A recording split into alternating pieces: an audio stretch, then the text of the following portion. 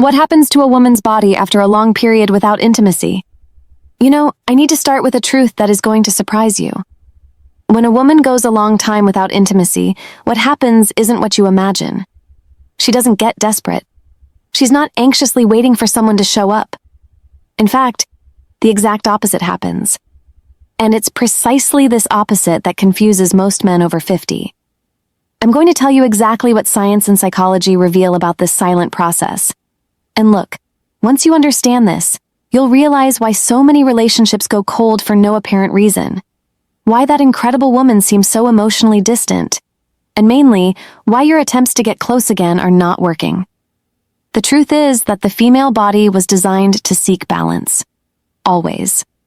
When intimacy disappears from a woman's life for a prolonged period, something fascinating happens in her nervous system. Desire doesn't vanish. It reorganizes. It adapts. You see, in the first few months without sex, there might even be some frustration, some longing. But the human brain is a survival machine. It doesn't let you suffer eternally for something that isn't available. So the nervous system starts an automatic regulation process. First crucial point, the threshold for emotional activation increases. Let me explain what this means in practice. When a woman has intimacy regularly, her nervous system is sensitive to small signals. A touch on the arm, a lingering look, a deep conversation. All of this activates an emotional and even physical response. But when these stimuli stop coming, the brain adjusts the sensitivity. It's like when you enter a dark room. At first, you can't see anything, but little by little, your eyes adapt. With female desire, something similar happens, only in reverse. The system learns not to react to small stimuli. So that charming smile of yours, that kind compliment, that attempt to create a connection, all of that might be going completely unnoticed. Not because she doesn't like you, but because her nervous system has raised the filter. Now, much stronger signals are needed to register the same internal response. And here is the second point that few men understand. Desire turns inward.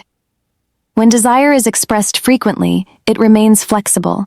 It stays focused outward, seeking connection, seeking a response. But when it doesn't find an outlet for a long time, an inversion happens. It stops looking externally. This doesn't mean the woman has lost interest in intimacy. It means that intimacy has stopped being an organizing priority of her emotional life. Other things have occupied that space. Stability, predictability, calm. And do you know what the most confusing part of all this is? To her, this change doesn't feel like a loss. It feels like control. It feels like emotional maturity. It feels like inner strength. That's why when you perceive that distance growing, you interpret it as coldness, as lack of interest. But internally, for her, that is balance.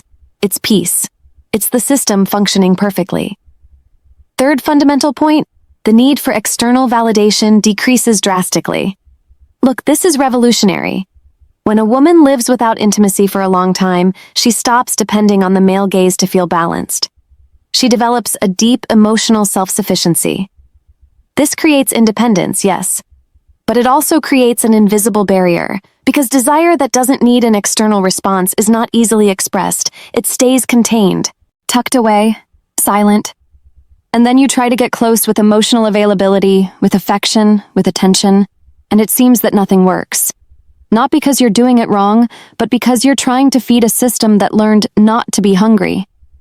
If you're finding this useful so far, leave a like, so I know this type of content makes sense to you. This knowledge saves relationships.